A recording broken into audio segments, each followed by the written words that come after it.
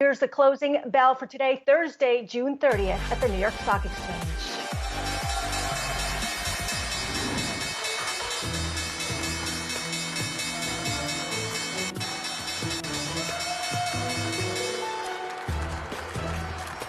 And there's your closing bell, sponsored by Tastyworks. How did the markets finish out this Thursday? A lot of red on the board as the Dow down about 250 points, 0.8%. The S&P drops 32 points. The Nasdaq tech heavy 1.3%, a loss of 149 points.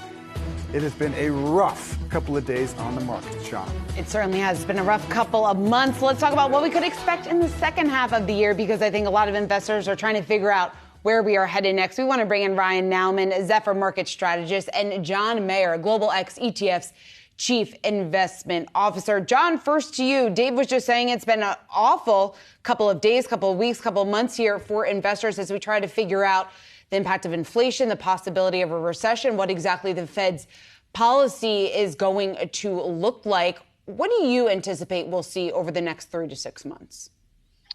Yeah, and the market certainly had a rough first half of the year. We're just about there and I think the markets really need to get an indication that inflation is moderating. So we did the May PCE numbers came in. It's slightly better than expected, but still pretty high.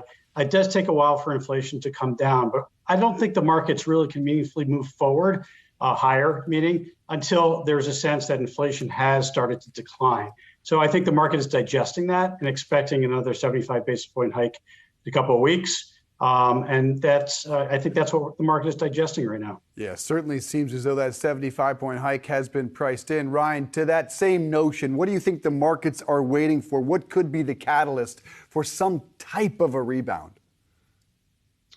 First, thank you so much for having me on. And I agree with John. Number one, it's inflation. Inflation right now is on the minds of everyone, whether it's a consumer, corporation, and policymakers. But after that, it's really earnings. So far, earnings estimates or forecasts haven't come down at all moving forward. And we're going to start, I can't believe it's already coming up, but the second quarter earnings season is going to be kicking off here in a few weeks. So it could be earnings. Once we start getting some earnings downgrades, which are expected right now, a recession isn't priced into future earnings. And I think that's going to happen. We could see some pickup in volatility or some more sell-offs once we start getting into earnings season and some more downgrades. And John, what are your expectations for earnings season? Well, I think what I'm going to be looking for from earnings reports really kind of the guidance from companies.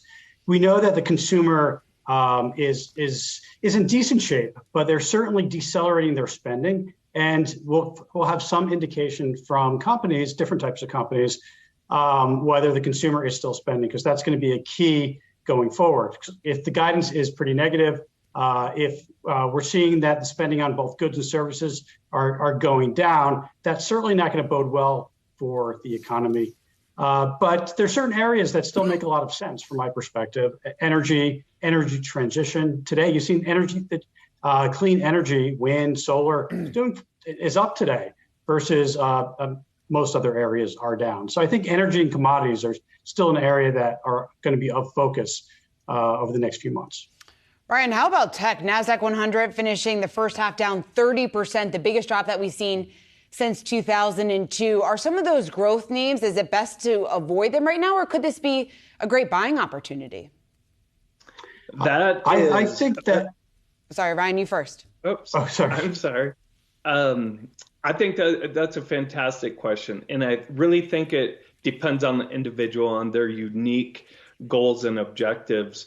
You know, for some people, I think this is a great buying opportunity for some of these beaten up tech names that their valuations have come down and they're much more attractive based on their potential growth.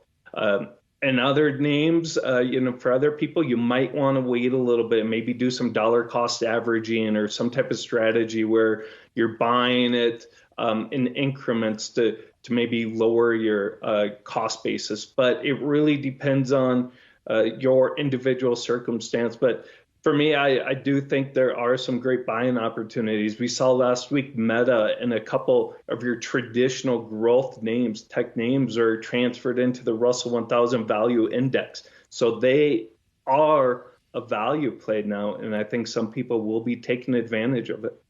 John, I have a question for you, but it looked like you wanted to in on that one, so go ahead. Yeah, just a little bit. We're focusing on companies have strong balance sheets, dividends, and are able to withstand higher interest rates. And that, you look at some of the larger tech companies like Apple and Microsoft, I think they are well positioned to take advantage or fare well in this kind of environment, even if the stock prices go down. Apple essentially is a utility. Everybody has an iPhone. Whether they upgrade or not, it may take a little bit longer, but I still think those are companies that make a lot of sense, and getting them at cheaper valuations also is not a bad thing. And what I wanted to ask you about is China reopening. We've got Shanghai, China reopening today. And if this reopening sticks, and that's a big if, where will we see that?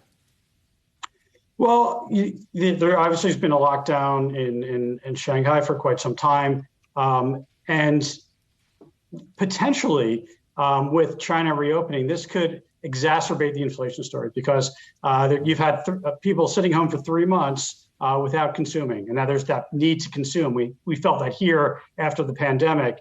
So that could actually exacerbate the supply side, increasing demand from the Chinese consumer.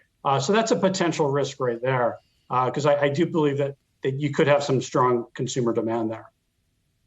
And we know that with the Russia-Ukraine invasion, a lot of concern over commodity prices. What are you seeing there, Ryan? What are you keeping an eye on in terms of what's rolling over and where we are in the cycle with commodities? Great question. So with commodities, especially the farm commodities, the wheats and grains, they've started to roll over. And there's a couple of reasons. One is the investors are realizing that the shock to the Ukrainian to production due to the Ukrainian war isn't as great as maybe they thought. There's some other great crops, Brazil's picking up the pace, other places are picking up the pace. But it also signals to me that with the prices rolling over is that we're getting some economic weakness. And that is the signal that I'm watching for as commodities fall. We even had some oil prices have come down recently off of peaks. That's signaling economic slowdown ahead, and that's what I'm focusing on. John, what do you make of the retail activity or lack thereof? I guess you could make the case, or just in terms of the recent sell-off that we've had in the market, spooking many of those retail traders out there on a day-to-day basis. Is that something that you see changing, or how big of a player do you see them being here over the next couple of months?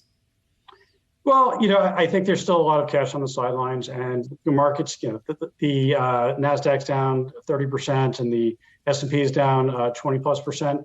I think there are people on the sidelines, retail investors looking to get into this market, but there needs to be some sort of reason. And there are inflationary concerns, recessionary concerns right now. So are we at a complete bottom? Probably not, but probably not too far off from here. And then you will see some of the retail buying going on.